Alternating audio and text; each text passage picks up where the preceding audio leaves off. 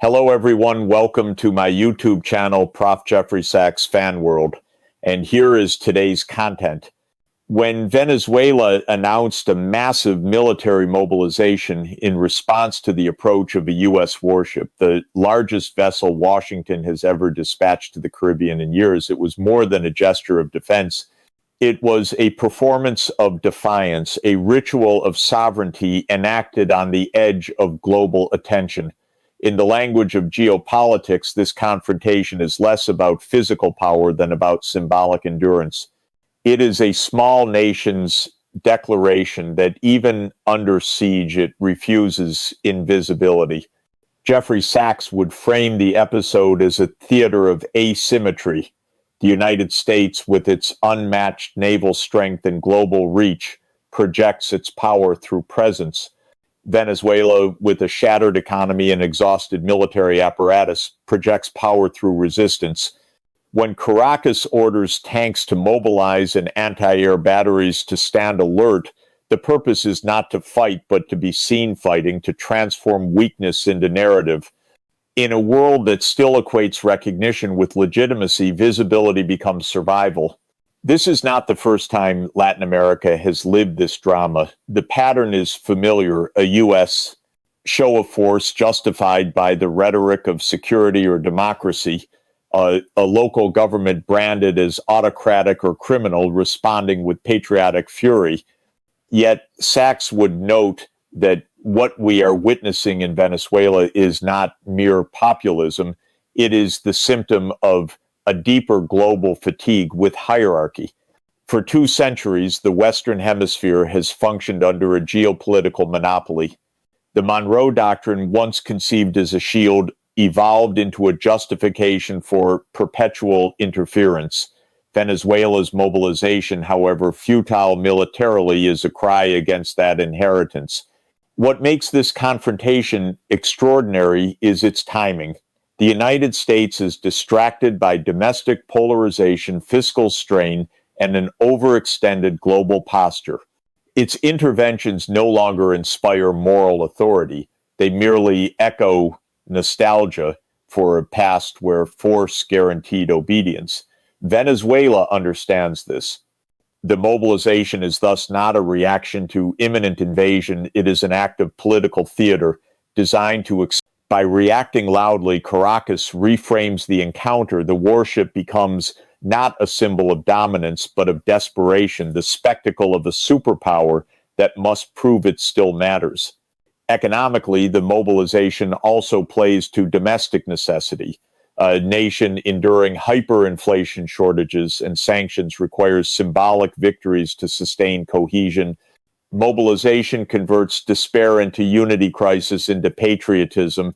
Sachs would call this the political economy of defiance, where governments under siege transform foreign threats into instruments of internal legitimacy.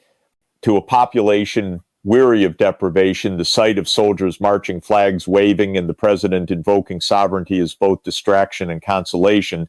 It feeds the belief that suffering has purpose, that poverty is the price of independence. For Washington, the mobilization presents a different dilemma. Each new flex of U.S. military power in Latin America carries diminishing returns.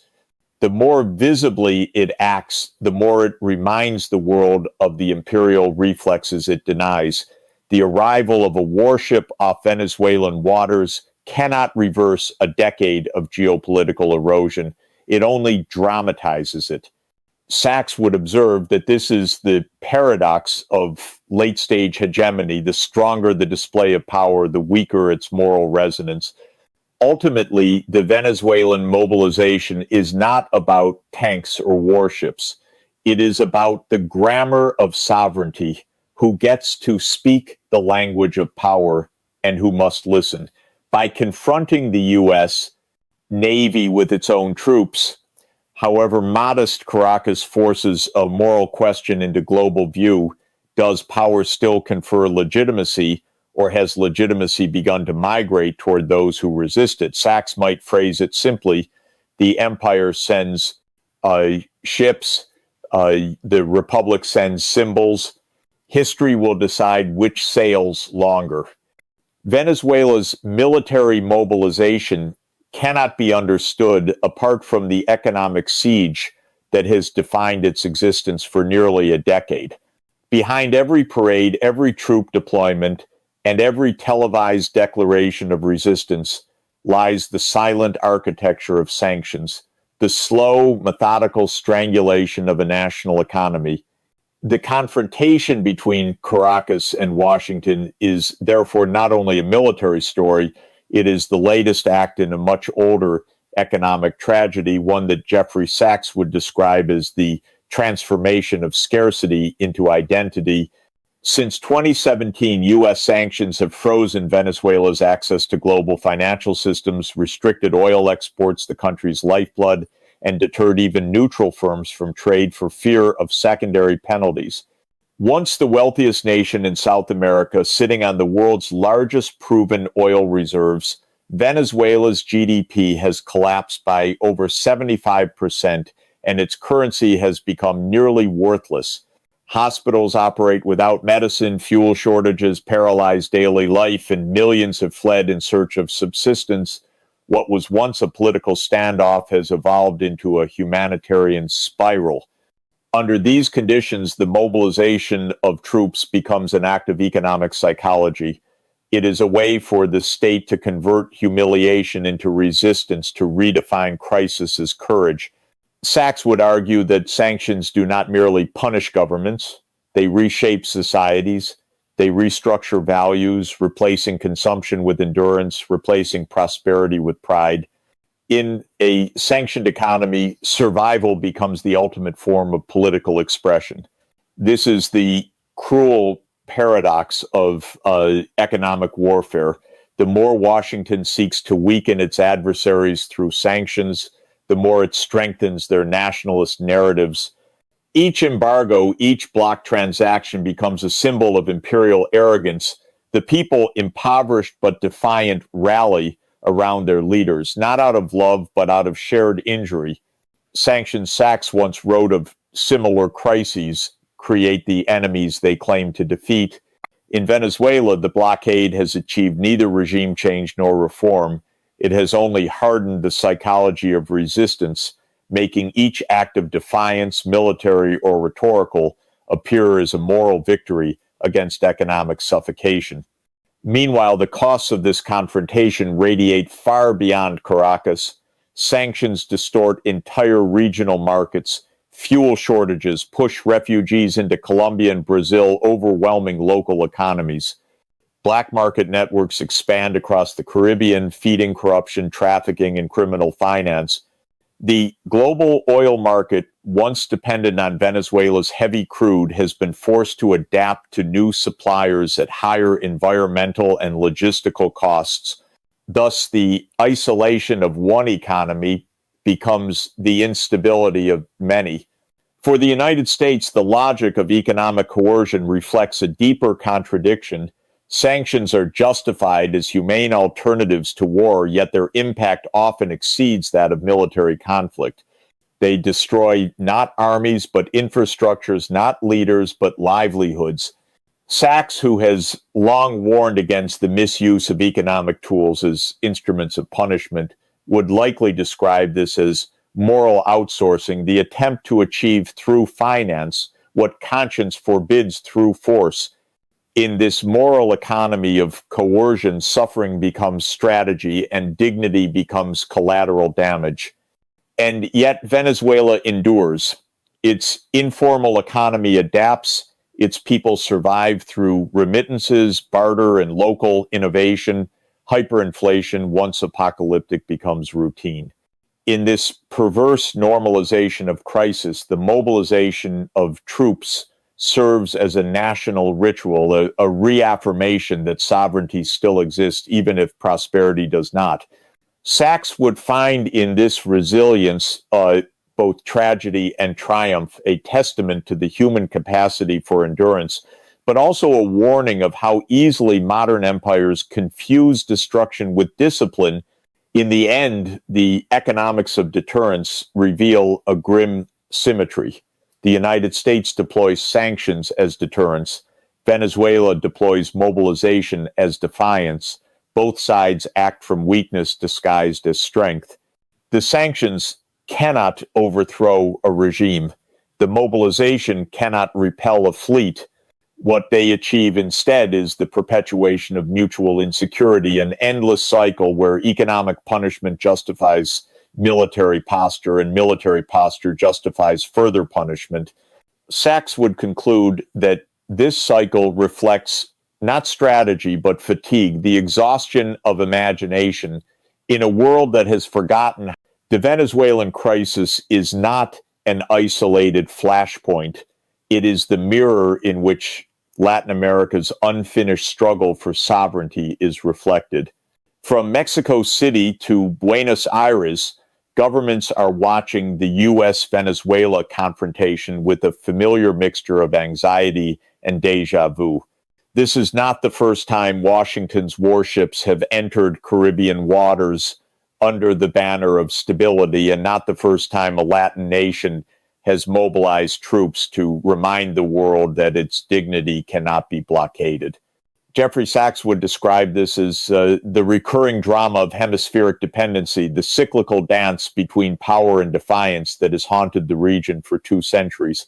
For much of the modern era, Latin America has lived under the shadow of the Monroe Doctrine, a 19th century principle reborn in the 21st as strategic habit. The doctrine's original purpose to resist European imperialism evolved into justification for American hegemony. Each generation saw its own variation, military interventions in the Cold War, neoliberal structural adjustments in the 1,980 seconds, and now the weaponization of sanctions and financial isolation. Venezuela's current standoff is simply the latest form of an old pattern coercion disguised as guardianship. Yet Sachs would point out that the regional response to this crisis signals a subtle but significant transformation. Latin America today is not the same continent of helpless dependence it once was. The 21st century has birthed a new geopolitical grammar, one that recognizes that sovereignty cannot exist without economic diversification. In practice, this means the U.S. is no longer the region's only source of capital or legitimacy. China's trade investments and Russia's defense ties have given nations like Venezuela, Brazil, and Argentina alternative centers of gravity, weakening Washington's monopoly on influence. This diversification, however, is double-edged. While it grants autonomy, it also forces difficult choices. Neighboring countries such as Colombia and Brazil remain caught between pragmatic alignment with Washington and the moral intuition that Latin America must finally chart its own path. The mobilization of U.S. naval power near Venezuelan waters thus tests not only Caracas's resilience, but also the region's unity. Will Latin America once again fracture along ideological lines, or can it find collective voice in the face of external pressure? Sachs would recall the dream of Simón Bolívar, who envisioned a unified hemisphere capable of negotiating with empires on equal terms, a dream perpetually deferred by economic dependency and political fragmentation. Economically, the consequences of this divide are profound. Sanctions on Venezuela distort trade flows across the region, diverting energy exports and remittance routes. Black market trade with neighboring states flourishes while legal cooperation collapses under fear of U.S. retaliation. The region's middle powers, Mexico, Brazil, Chile, face mounting pressure to choose sides in what has become a 21st century Cold War of alignment. Sachs would see this as the tragedy of Latin America's condition. Nations too integrated to isolate themselves, yet too constrained to assert independence. And yet, amid these tensions, a quiet awakening is underway. The rise of regional blocs such as CELAC, Community of Latin American and Caribbean States, and renewed South-South cooperation reveal a growing awareness that political independence is impossible without economic pluralism. Caracas's defiance, though extreme, becomes an emblem of this awakening. It forces a collective introspection. How long can a region defined by foreign debt, resource dependence, and policy conditionality claim to be sovereign? Sachs would interpret this moment as the region's trial of coherence. If Latin America cannot unite behind the principle that no state should face starvation or invasion for defying a superpower, then the promise of independence remains rhetorical. Sovereignty, he would argue, is not declared through constitutions, but defended through cooperation. Thus, the Venezuelan standoff is not just about Caracas. It is about the hemispheric identity crisis of an entire region. Each gunboat that sails near Venezuelan shores also approaches the memory of every past intervention in Guatemala, Chile, Grenada, Panama. Each mobilized soldier in Caracas stands symbolically for the continent's unfinished emancipation. Sachs might summarize the dilemma with quiet precision. Latin America has learned to resist power, but not yet to transcend it. In this sense, Venezuela's defiance is both a provocation and a mirror.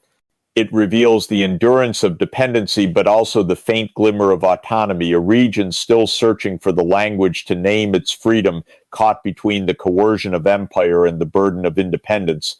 The deployment of America's largest warship into Caribbean waters is not simply a gesture toward Venezuela. It is, in the language of Jeffrey Sachs, a performance of memory, an empire rehearsing its own mythology of dominance in an era that no longer believes in it. The U.S. naval presence near Venezuelan territory is therefore less about deterring Caracas and more about reassuring Washington itself, a superpower acting out its authority. In practical terms, there is no strategic logic to invading or even militarily confronting Venezuela. The country poses no military threat to the United States. Its oil reserves, once coveted, are now secondary to global diversification. Its economy, decimated by sanctions, is incapable of financing external aggression, and yet the symbolic stakes are immense. If Venezuela can defy American power militarily, economically, and rhetorically without collapse, it exposes a truth far more threatening than any missile that U.S. coercion has lost its deterrent force. Sachs would describe this as the paradox of declining hegemony. The more a great power feels its influence slipping, the more it must display its strength to preserve the illusion of control. The warship, gleaming and colossal, is a relic of industrial age geopolitics, a monument to the idea that visibility equals power. But in the digital, multipolar 21st century coercion is no longer measured in tonnage or firepower. Power now depends on credibility, alliances, and the trust of systems.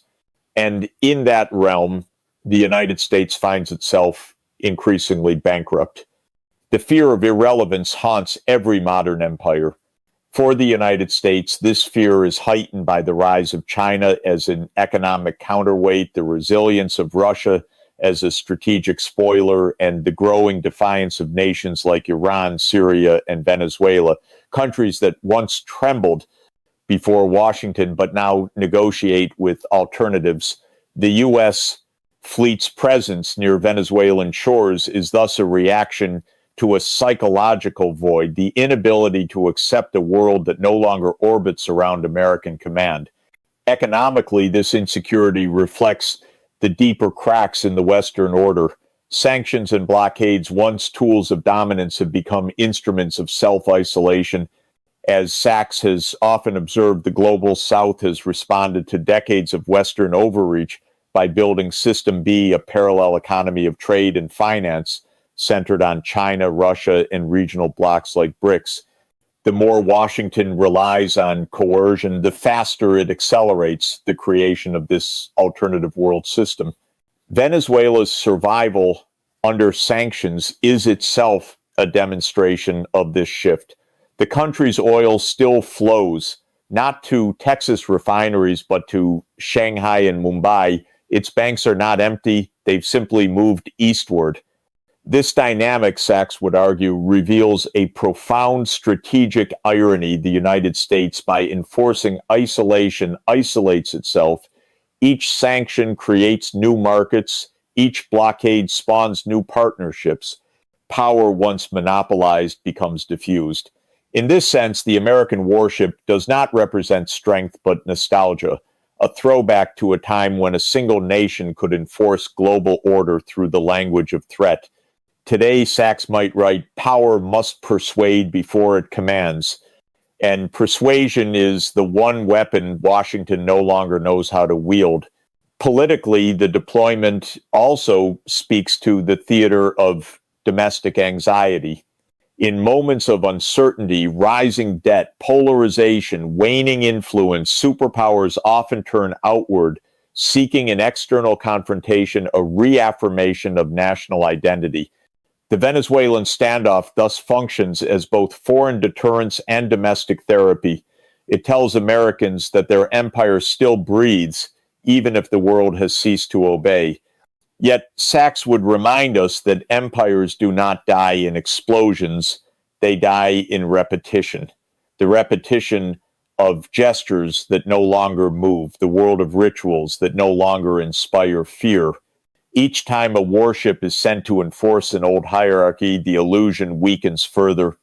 The true threat to the United States is not Venezuela's defiance, but the normalization of irrelevance, a world that no longer flinches at its commands.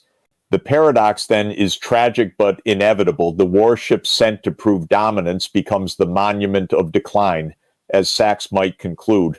Power, when it begins to doubt itself, turns theatrical, but the world no longer pays to see the show. In that sense, the crisis off Venezuela's coast is not about oil or ideology. It is about the psychology of empire facing its own twilight. The ships remain, the speeches continue, but the world has already moved on. At its deepest level, the Venezuelan crisis is not about sanctions, nor fleets, nor ideology. It is a moral reckoning, the collision between a nation's right to exist and a global system that measures legitimacy through obedience. What unfolds off Venezuela's coast is not merely a standoff between two governments, but between two conceptions of order, one rooted in coercion. Jeffrey Sachs would call it the final test of the post-war moral order, a struggle between domination and dignity. For Venezuela, this confrontation is existential. Having endured economic collapse, isolation, and mass migration, the country's survival has transcended politics. Its mobilization is not the assertion of strength, but the refusal of erasure. Sachs would see in this act a profound human instinct, the will of societies, however broken, to preserve identity in the face of humiliation. Sovereignty, he might write, is not measured by wealth or weapons, but by a nation's refusal to accept its invisibility. Yet this defiance carries both power and peril. It symbolizes a moral resistance to imperial coercion, but also exposes the fragility of the global moral fabric. In the 20th century, superpowers justified dominance in the name of freedom. Today, they justify it in the name of stability. In both cases, the language conceals the violence of hierarchy. Sachs would argue that the tragedy of modern geopolitics lies in the disappearance of genuine dialogue replaced by sanctions, proxy wars, and performative diplomacy. When economic strangulation replaces negotiation, when power replaces principle, the world slips from order into exhaustion. The deeper question then is not whether Venezuela can resist the United States, but whether the world can survive this endless logic of punishment. The collapse of international trust between North and South, between creditor and debtor, between moral claim and material interest has eroded the very foundation of global governance. The institutions that once embodied collective ideals, the UN, the IMF, the World Bank, now serve as instruments of selective enforcement. Venezuela's isolation is merely one episode in a broader crisis, the moral fragmentation of globalization itself. Sachs would insist that recovery must begin not with power but with principle. He would call for a new global compact for sovereignty, one that protects nations from collective punishment, ensures economic access independent of political alignment, and restores diplomacy as the primary instrument of conflict resolution. Such a framework would demand not moral purity, but moral consistency, the recognition that human dignity cannot depend on whether a nation is friend or foe. In practical terms, this means an end to blanket sanctions that destroy societies while leaving elites untouched. It means international mechanisms for reconstruction that bypass political manipulation. It means replacing punitive isolation with restorative engagement. Sachs would remind policymakers that peace is not achieved through submission, but through shared security, the understanding that the well-being of one nation depends on the inclusion of all. Morally, the Venezuelan crisis invites the world to confront its own hypocrisy. How can nations claim to defend democracy abroad while denying millions access to food, fuel, and medicine? How can an international order built on human rights survive when its tools of discipline reproduce human suffering? Sachs would call this the great paradox of our time. We speak of freedom while perfecting the machinery of deprivation. And yet, amid despair, there remains a fragile hope. The rise of a multipolar world, though unstable, opens the possibility of a plural moral order, one not dictated by a single empire, but negotiated among equals. If managed wisely, this could be the foundation of a new ethics of cooperation, an order that values survival over supremacy, inclusion over control. Ultimately, Sachs would close this reflection with both warning and faith. Empires fall not when they lose their armies, but when they lose their moral imagination. The task of our century is to rediscover it, to build a world where power protects rather than humiliates, and where sovereignty is not the privilege of the strong, but the right of all who endure.